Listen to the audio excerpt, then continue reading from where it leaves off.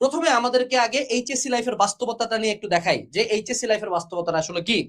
দেখো আমাদের কাছে একটা আইসবার্গ মিম ছিল না, যে আইসবার্গের উপরে কি দেখা যায়, যে এইচএসসি লাইফ ইজ জাস্ট কলেজে যাব, সামনে এইচএসসি দিব, তারপরে অ্যাডমিশন দিব।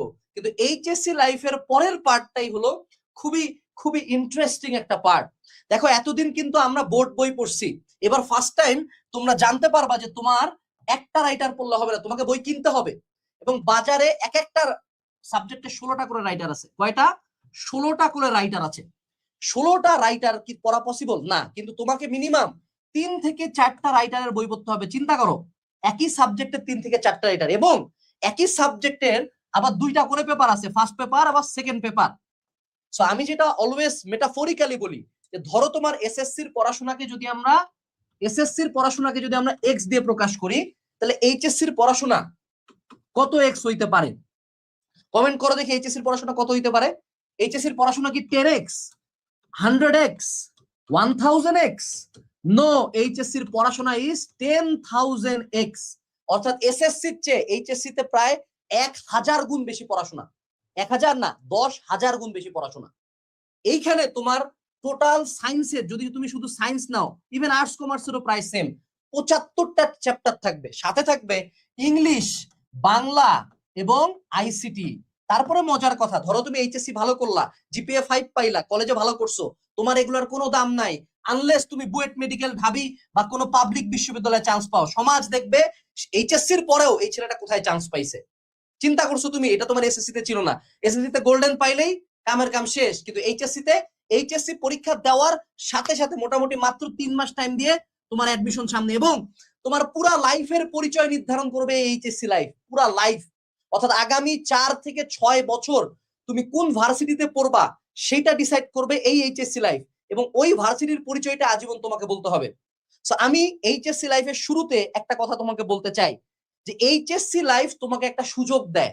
ধরে নাও তুমি আগে 10 রোল ছিলা, 20 রোল ছিলা, 30 রোল ছিলা, স্কুলে ফেল করছো, তোমার ফ্যামিলি গরিব, তুমি গরিব, তোমার চেহারা খারাপ, তোমার হাইট কম, তোমার টাকা নাই, তোমার পয়সা নাই, তোমার কোনো স্কিল নাই। আমি যদি তোমাকে বলি যে তোমার পুরা লাইফের যতগুলা পরিচয় আছে, এভরি সিঙ্গেল পরিচয় তুমি চেঞ্জ করে একটা নতুন পরিচয় নিতে পারো, তাহলে কেমন হবে? যদি তোমাকে এই সুযোগটা দেওয়া যায় যে তোমার অতীতের করা প্রত্যেকটা ভুল ঠিক করার সুযোগ, দ্যাট সুযোগ is HSC life. HSC life complete করে যখন আমি বুয়েট মেডিকেল, ঢাবি বা যে কোনো স্বপ্নের একটা ভার্সিটিতে চান্স পাবো, তখন সেই পরিচয়টাই আমার আগামী সারা জীবনের প্রায় পরিচয়। এবং একটা ভালো ভার্সিটি শুধুমাত্র আমার ক্যাম্পাস লাইফ বা ইউনিভার্সিটি লাইফ ডিসাইড করে না। আমার একটা ভালো ভার্সিটি আমার বিসিএস দেয়, ভালো ভার্সিটি ভালো জব দেয়, ভালো ভার্সিটি ব্যবসা করার সুযোগ দেয়। সো এই সুযোগটা আমরা নিতে রাজি কিনা? এইচএসসি 28 রাজি কিনা বলো? ইনশাল্লাহ আমরা নিতে রাজি। এরপরে এইচএসসি লাইফে আসে তোমার প্রথম ম্যাচুরিটি হিট করবে, তোমার 18 বছর বয়স আসবে এবং তোমার ঘরে দায়িত্ব আসা শুরু করবে। এইচএসসি লাইফে উঠে অনেকে ফ্রি মিক্সিং এর মধ্যে ঢুকে যাব, কলেজের মধ্যে ছেলে মেয়ে মিলে ক্লাস করবো, জীবনে প্রথম প্রেম ভালোবাসা আসবে, এবং এই সময় অনেকের হার্ট ব্রেক হয়ে যাবে। ওইটাও সামলাইতে হবে, ওইটা সামলাই পড়াশোনা করতে হবে। তারপরে আছে আমার সুন্দর মতো ফ্যামিলির এক্সপেকটেশন। আমার ফ্যামিলি, আমার বাবার সারা জীবনের কষ্ট, আমার মায়ের সারা জীবনের কষ্ট, পুরা পরিবারের অভাব, পুরা পরিবারের স্যাক্রিফাইস, এভরি সিঙ্গেল থিং। শুধু তাকায় থাকা হয় যে আমার সন্তানটা কোথায় চান্স পাবে, আমার সন্তানটা আমাদের দায়িত্ব নিতে পারবে কিনা। সো এই ফ্যামিলির এত বড় এক্সপেকটেশনটাও কিন্তু ঘাড়ে আসে। এরপরে তোমার এই যে আজকের পড়াশোনাটা শুরু হচ্ছে, আজকের এই ওয়েবিনারের পরে গনে গনে, বেশি না, মাত্র 6 থেকে 7 মাস পরে তোমার কলেজে প্রথম হাফ ইয়ারলি এক্সাম হবে, এবং এই হাফ ইয়ারলি এক্সামের সময় আমার চেহারাটা খেয়াল রাখিও, তোমার আমার কথা খেয়াল হবে, কারণ হাফ ইয়ারলি টাইমে যে প্রথম তুমি রিয়েলাইজ করবা যত সহজ ভাবেছিলা তত সহজ না, অনেক কঠিন।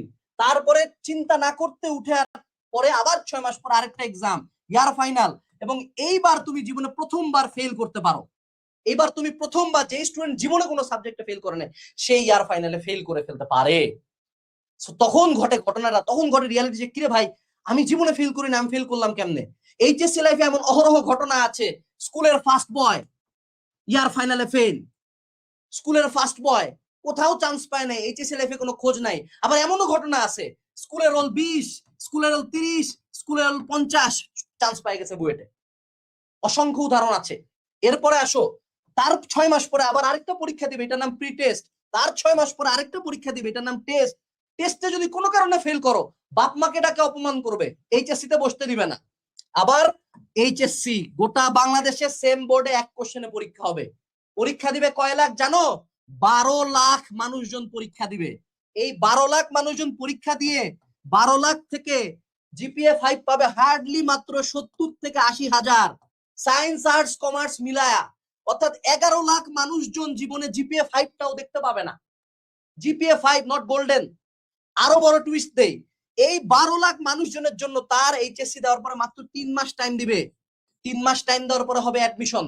অ্যাডমিশনের বুয়েট, মেডিকেল, ঢাবি, জাবি, রাবি, চবি, গুচ্ছ, কৃষি সব মিলায়, সব পাবলিক বিশ্ববিদ্যালয়ে সায়েন্স আর্টস কমার্স মিলায় মাত্র সিট আছে 40,000। বুয়েটে সিট মাত্র 1,000, মেডিকেলে সিট মাত্র 4,000, ঢাবিতে সিট মাত্র 2,000। সো সর্বসাকুল্যে 40,000।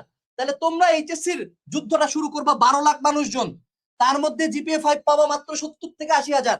তার মধ্যে পাবলিক বিশ্ববিদ্যালয়, নট ইভেন বুয়েট, পাবলিক বিশ্ববিদ্যালয়ে চান্স পাবা মাত্র 40,000 মানুষজন। চিন্তা করছো? অর্থাৎ তোমাদের মধ্যে 11,60,000 মানুষজন কোন পাবলিক বিশ্ববিদ্যালয়ের বারান্দাতেও যাইতে পারবে না। So HSC life is not a joke. তার মানে কি খুব পাগলের মতো দৌড় দিলে হবে? নো, এটাও কথা। এই যে তেজস্ক্রিয়তা, এই যে উত্তেজনা, 27 ব্যাচকেও বলছি, তোমাকেও বলতেছি, হাফ ইয়ারলির পরে যোগাযোগ করিও, ইয়ার ফাইনালের পরে যোগাযোগ করিও। আমি তোমাকে বলবো যে এই ওয়েবিনার পুরাটা দেখতে হবে, যা বলবো তাই শুনতে হবে। জাস্ট দৌড় দিব। ওই টাইটানিকও ভাবছিল যে আইসবার্গকেও ফেলাই দিবে, আইসবার্গে কিছুই হবে না। সেই পিচ্ছি আইসবার্গ উপরে দেখে ভাবছে এত ছোট বড় ভাঙ্গে দিব। সুন্দর মতো টাইটানিকে ডুবে গেছে।